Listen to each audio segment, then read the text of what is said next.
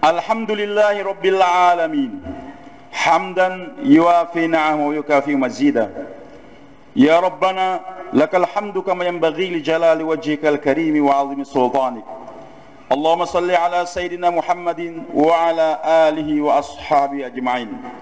Subhanaka la ilma lana illa ma 'allamtana innaka antal alimul hakim. Wa indahu mafatihul ghaibi la ya'lamuha illa hu. Wa ya'lamu ma fil barri wal bahr. Wa ma tasqut min waraqatin illa ya'lamuha.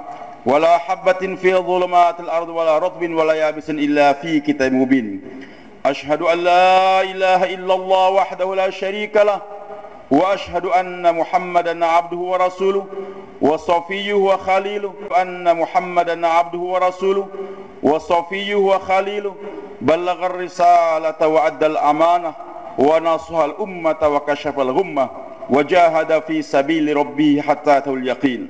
Allahumma jazzi 'anna wa 'an walidi wa 'anil islam wal muslimin khaira ma jazaitana min ummatihi wa rasulina qaumi.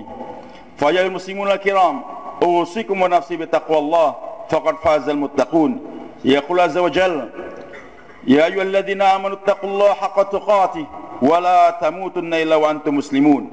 Wa yaqulu Rasulullah sallallahu alaihi wasallam, ittaqillaha haitsuma kunt wa atbi sayyi'atal hasanata tamhuha wa khaliqin nasa bi khuluqin hasan atau kama qala Nabi sallallahu alaihi wasallam.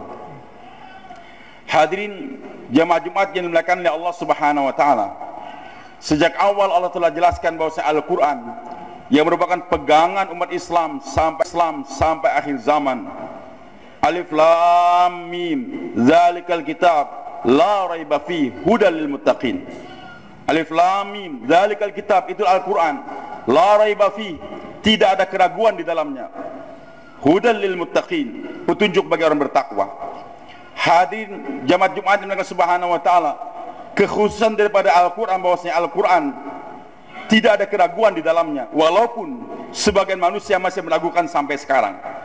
Namun hadirin, keraguannya ada di hati mereka, bukan menunjukkan Al-Qur'an tidak benar. Al-Qur'an itu benar adanya. Matahari di tengah hari, semua orang sepakat bahwa yang mentari adalah putih warnanya. Tapi ada orang yang sakit mata, dia pandang matahari itu warnanya kuning, dan dia berteriak, marah, wahai sekalian manusia, kalian bohong, saya lihat matahari kuning warnanya, padahal semua orangnya putih waktu itu. Apa yang menyebabkan dia meragukan keputihan matahari? Karena ada sakit mata yang ada di mata dia. Al-Quran itu benar adanya, tapi masih meragukan akan keabsahan Al-Quran. Fi qulubihim maradun fazadahumullahu marada. Di hati mereka ada penyakit, maka ditambahkan penyakit tersebut oleh Allah Subhanahu wa taala. Di antara kebenaran Al-Quran hadirin, Al-Quran menceritakan apa yang lalu sebagai tamsil, ta'bir bagi kehidupan kita, menceritakan apa yang terjadi sekarang, dan termasuk kehebatan Al-Quran untuk menunjukkan bahwa semakin hari semakin nampak benarnya Al-Quran. Al-Quran menceritakan apa yang terjadi di masa akan datang. Di antara dua yang pasti terjadi, dan ini menjelang tibanya hari kiamat, atau ciri di antara hari kiamat akan tiba, dan harus kita persiapkan dengan kerja dakwah ini. Dua di antara yang diberitakan oleh Allah, dan ini pasti terjadi, dan arah ke sana pun sudah nampak sekarang di depan mata kita. Yang pertama, Allah Subhanahu wa taala firmankan tentang kehidupan Bani Israel yang tadinya mereka tinggal di Palestina, keturunan Ibrahim alaihissalam. Nabi Ibrahim punya dua orang istri, yang pertama Sarah, kemudian yang kedua Siti Hajar radhiyallahu anhuma. Dari keturunan Sarah lahir Ishak alaihissalam, kemudian putranya Yakub, kemudian Yusuf. Begitulah berlanjut. Bani Israel berasal daripada keturunan Ishak, Yakub. Israel nama Yakub alaihissalam, Bani Israel berarti keturunan Yakub alaihissalam. Hadirin, mereka pertama tinggal di Palestina, dibimbing oleh para anbiya, bahkan tidak kurang daripada ribuan nabi dikirimkan oleh Allah untuk membina Bani Israel. Tapi senantiasa kebanyakan mereka membangkang dengan ajaran yang diwahyai pada nabinya, sehingga kutukan Allah datang pada mereka, disebarkan di permukaan dunia. Wa qatta'nahum fil ardi umama, kami sebarkan, pisah-pisahkan mereka di penjuru dunia.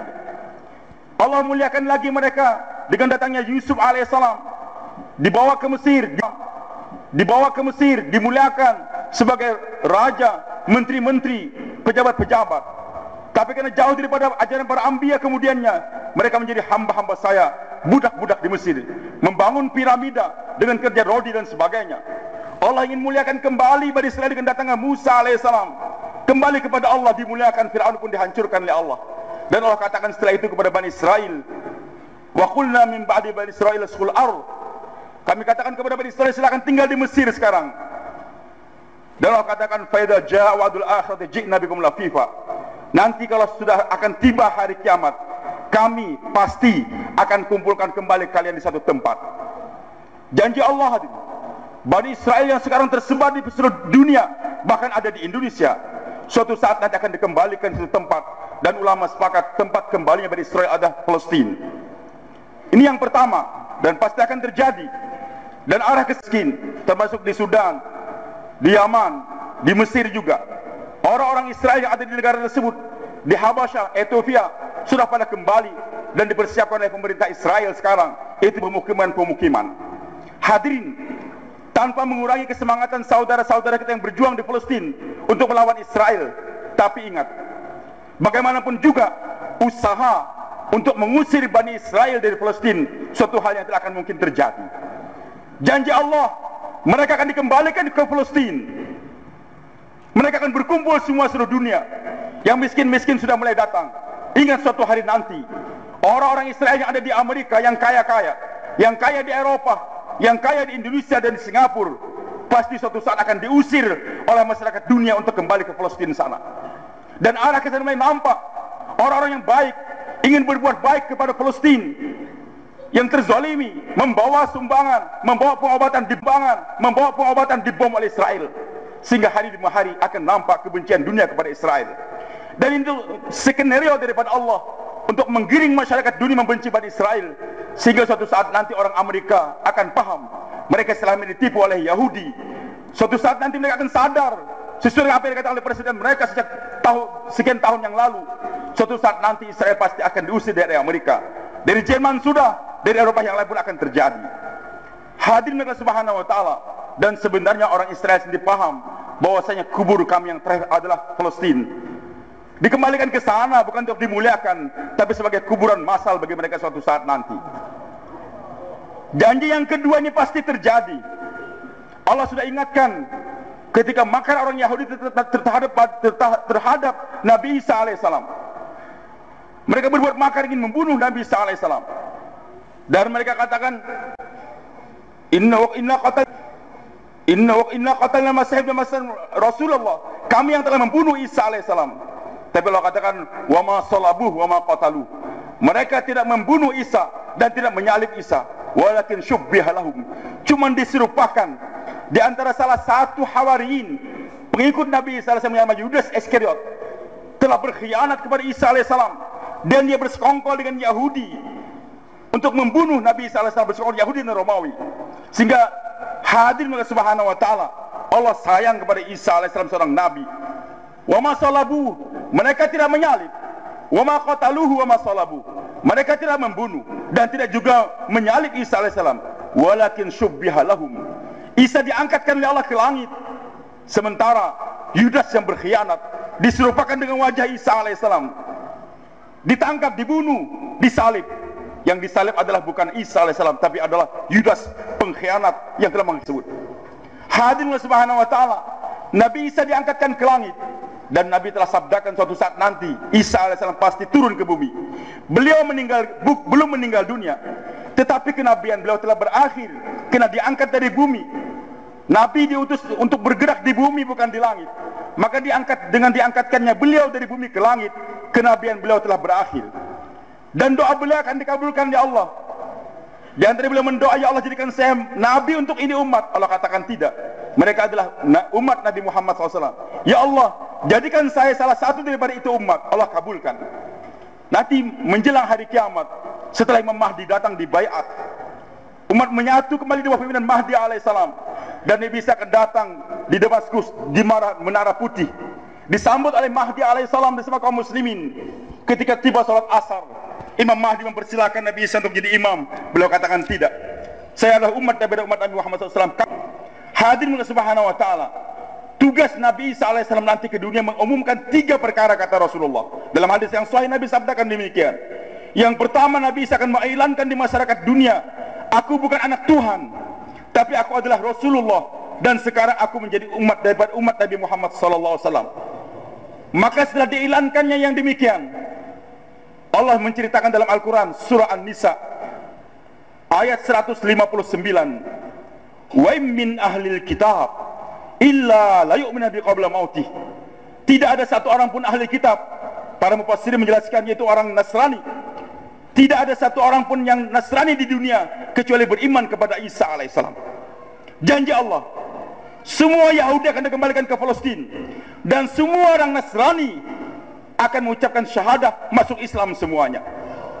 Tidak ada satu orang Nasrani pun akan tinggal di permukaan dunia ini, dan tidak ada satu orang Yahudi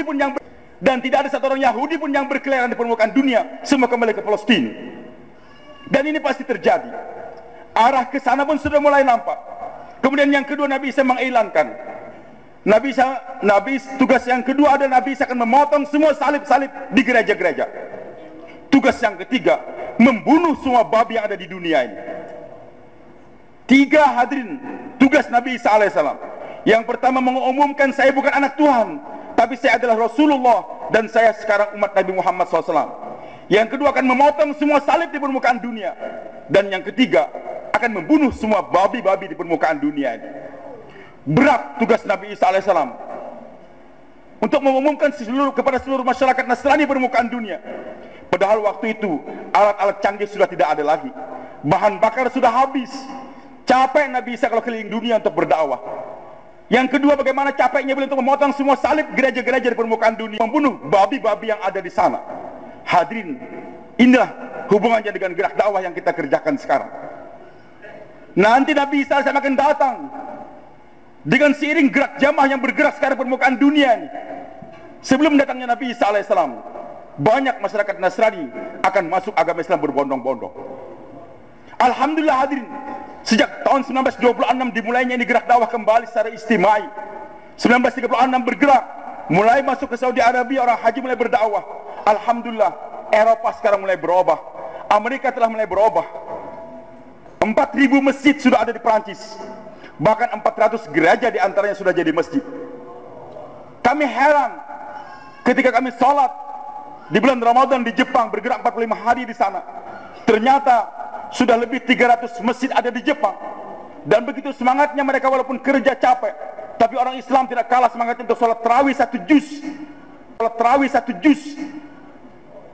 Yang saya heran lagi, ternyata imamnya dari mana datangkan? Bukan dari Indonesia, tapi 35 orang hafiz Quran, ulama, didatangkan dari Inggris.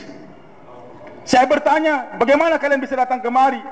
Mereka katakan, alhamdulillah, dengan berkat dakwah yang terus-menerus sekarang di Inggris, kami sudah punya 10 pondok pesantren besar. Pondok pesantren yang khusus mengkaji kitab kuning, ajaran agama. Dari 2 pondok pesantren yang besar saja, Birmingham dan yang kedua Dewsbury, yang merupakan markas dakwah kita di Eropa terbesar di sana, menghasilkan setiap tahun tidak kurang daripada 100 hafiz Al-Quran. Orang tua kita, almarhum Dr. Nur Al-Idrus, semoga Allah mengangkatkan derajat beliau senantiasa, pulang dari Inggris bercerita kepada saya, ketika kami sholat tarawih di markas Dewsbury sana di Inggris, ternyata imam datang bertanya kepada beliau yang duduk di saf yang pertama, ayu hafiz Quran? Bapak hafal Quran atau tidak? Beliau katakan tidak hafal. Tolong pindah ke saf yang keempat. 3 saf pertama di Inggris hari ini, bulan Ramadan, diisi oleh para hafiz-hafiz Al-Quran. Panjangnya saf tidak kurang daripada 100 orang. Hadirin subhanahu wa ta'ala, dengan gerak dakwah ini hari demi hari, masyarakat Eropa akan masuk Islam. Begitulah hadirin Allah subhanahu wa ta'ala, dengan banyaknya orang masuk Islam, gereja-gereja sudah berubah jadi masjid. Sehingga nanti ketika Nabi Isa alaihissalam datang, kebanyakan gereja sudah berubah jadi masjid atau madrasah. Sehingga tidak capek lagi Nabi Isa untuk memotong gereja, salib-salib yang ada di gereja sana. Dan ini pasti terjadi, janji Allah. Yang kedua, flu babi. Yang ketiga nih, yang pertama saya katakan masyarakat akan semakin banyak yang masuk Islam, gereja-gereja akan semakin berubah menjadi masjid dan madrasah, sehingga tidak capek Nabi Isa untuk memotong itu salib-salib. Yang ketiga, Kalau umur kita panjang akan melihat nanti flu babi atau flu burung akan semakin merebak, sehingga nanti akan ada pembantaian habis-habisan babi di permukaan dunia. Bukan orang Islam saja yang membantai. Tim dokter akan menyadari bagaimana bahayanya itu babi. Maka setiap pemerintah, setiap negara mengusulkan, bahkan menggerakkan tentara dan polisi untuk membunuh babi-babi. Dan itu pasti terjadi. Babi akan habis di Papua, akan habis di Indonesia, akan habis di Eropa. Sehingga ketika Nabi Isa datang, tinggal babi yang ada sekitar negara Arab. Nggak capek bagi Nabi Isa untuk membunuh itu babi. Hadirin jamaah Jumat yang subhanahu wa ta'ala, inilah firman Allah. Dua kenyataan yang pasti akan terjadi. Yahudi akan dikembalikan ke Palestina, dan Nasrani akan masuk Islam semuanya. Gereja akan berubah, babi akan mati. Tinggal nanti menjelang akhir zaman, kata Nabi kita Muhammad SAW, peperangan besar akan terjadi antara Yahudi dengan kaum muslimin. Yahudi semua di Palestina, kaum muslimin di sebelah Jordania sana. Terjadi peperangan, tapi semua makhluk akan membantu umat Islam. Bahkan pohon, batu akan berkata, wahai muslim, di belakang saya ada Yahudi, bunuh dia. Nggak ada tempat bagi Yahudi untuk bersembunyi. Dan memang ciri khusus bagi orang Yahudi, mereka itu penakut, hanya berani berperang, Allah katakan, min warai judur, di balik tembok, di balik batu, di balik pohon, sembunyi mereka berani berperang. Tapi nanti akhir zaman, tembok-tembok akan bicara, pohon bicara, batu bicara, di belakang saya ada Yahudi, sembunyi, bunuh dia. Kecuali pohon yang namanya gharqad, kata Rasulullah SAW. Dan itu pohon banyak ditanam sekarang di Palestina sana. Hadirin jamaah Jumat yang dimuliakan oleh Allah Subhanahu wa taala, tinggal buat keputusan sekarang. Tinggal buat keputusan sekarang. Islam pasti tersebar kembali. Kita akan membaca di koran, nanti akan tertulis sekian negara ini masuk Islam semuanya, kabupaten ini masuk Islam semuanya. Cuman tinggal dua. Apakah Anda ingin menjadi penonton atau pemain? Penonton sekedar membaca di koran perkembangan Islam, alhamdulillah Islam bagus, Islam tersebar. Sebagai penonton tidak mendapatkan pahala apa-apa. Tapi jadi pemain, bergerak kita. Walaupun kita tidak bergerak, masyarakat Tidore, masyarakat Sangir nggak bergerak, Islam tidak berarti tidak akan tersebar. Masyarakat Sulawesi Utara nggak mau bergerak untuk agama, sibuk dengan cengkeh, sibuk dengan perkebunan, Islam tidak akan mundur. Jangankan kita, para sahabat saja Allah sudah ingatkan, wa in tatawallaw yastabdil qauman ghairakum tsumma la yakun amsalakum. Kalau kalian wahai sahabat nggak mau lagi bergerak untuk berdakwah, Allah akan gantikan kalian dengan generasi yang lain yang akan berjuangkan ini agama. Tidak kita, Islam pasti akan dijayakan oleh Allah. Cuman beruntung bagi mereka yang menjadi pemain, berperan untuk menyampaikan agama Allah Subhanahu wa taala, dan rugi mereka yang jadi penonton dalam kehidupan. Bagi kita yang tinggal di sekitar laut-laut ini, digandakan lagi pahalanya oleh Allah. Nabi tahu bagaimana susahnya mendakwakan agama menyeberang laut, dengan biaya yang besar juga, menghadap ombak dan sebagainya. Maka Nabi gembirakan kepada masyarakat sekitar laut, ghazwatun fil bahri mislu asyatan ghazwatin fil bar.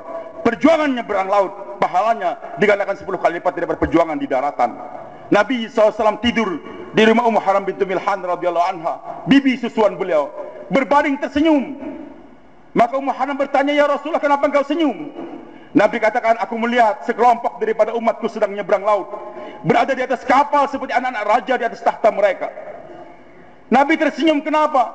Karena waktu itu perjuangan hanya nyebrang padang pasir, di daratan, belum ada yang menyeberang lautan, dan resikonya sangat tinggi. Lautan, dan resikonya sangat tinggi.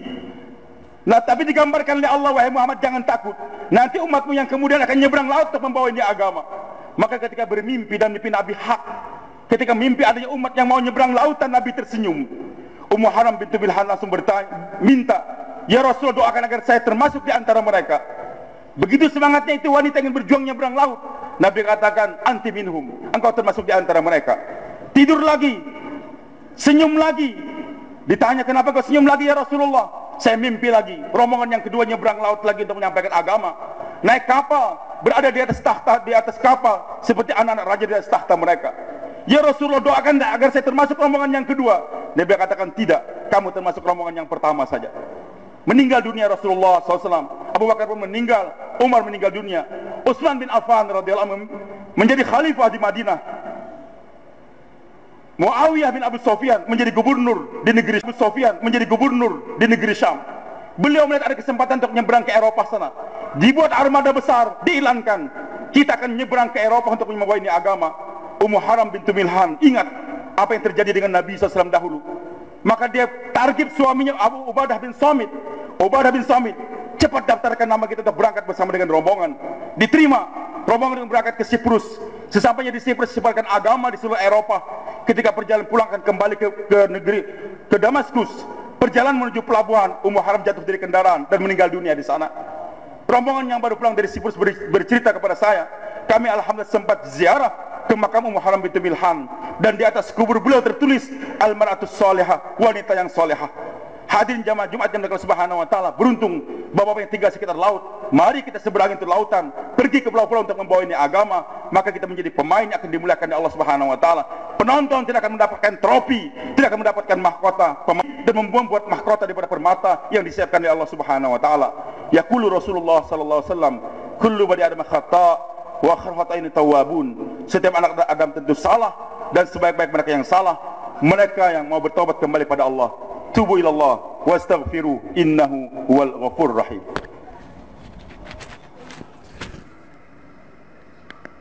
Alhamdulillah wahdah la syarika lah wa la na'budu illa iyyah, wassalatu wassalamu ala man la nabiyya ba'da, sayyidina Muhammad bin Abdullah wa ala alihi wa man sara bihudah. Asyhadu an la ilaha illallah wahdahu la syarika lah wa asyhadu anna Muhammadan abduhu wa rasuluh wa safiyuhu wa khaliluh, ballagha risalah wa adal amanah wa nasal ummata wa kashafal gummah. Usikum sanatan bi taqwallah faqad fazal muttaqun. Yaqul azza wa jalla wa may yuti' Allah wa rasulahu wa yakhsha Allah wa yattaqi fa ulaika humul faizun. Wa yaqulu Rasulullah sallallahu alaihi wasallam, yaqul azza wa jalla inni la ahammu bi ahli al-ardi 'adzaban fa idza nazarat al-umar buyuti wal mustaghfirin bil ashar wal mutahabbina fiyya saraftu anhum al-'adzaba. Atau kama qala Nabi sallallahu alaihi wasallam fi ma yaru anhu bi azza wa jalla. Wa alamu anna Allah amarakum bi amrin bada fi bi nafsi wa thanna bi malaikati wa thalatha minal muslimun yaqulu azza wa jalla mukhbiran wa amiran inna Allah wa malaikatahu yusalluna 'alan nabi ya ayyuhalladzina amanu sallu 'alaihi wa sallimu taslima. Allahumma salli ala sayyidina Muhammad wa ala ali sayyidina Muhammad kama sallaita ala sayyidina Ibrahim wa ala ali sayyidina Ibrahim wa barik ala sayyidina Muhammad wa ala ali sayyidina Muhammad kama barakta ala sayyidina Ibrahim wa ala ali sayyidina Ibrahim fil alamin innaka Hamidum Majid. Wa radallahu anil khulafa'ir rasyidin mahdiyyin Abi Bakr wa Umar wa Uthman wa Ali wa an baqiyatis sahabati Rasulillahi ajma'in.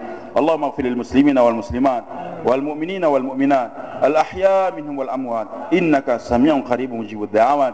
Rabbana ighfir lana wal ikhwanina alladhina sabaquna bil iman wa la taj'al fi qulubina ghillan lil ladzina amanu rabbana innaka ra'ufur rahim. Allahumma anzil hidayatika wa rahmatika wa barakatika ala dil balad al muslimin.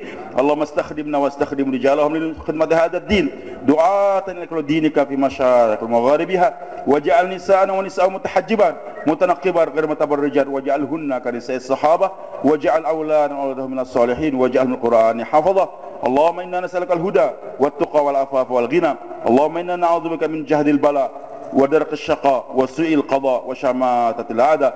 Rabbana hab lana min azwajina wa dhurriyyatina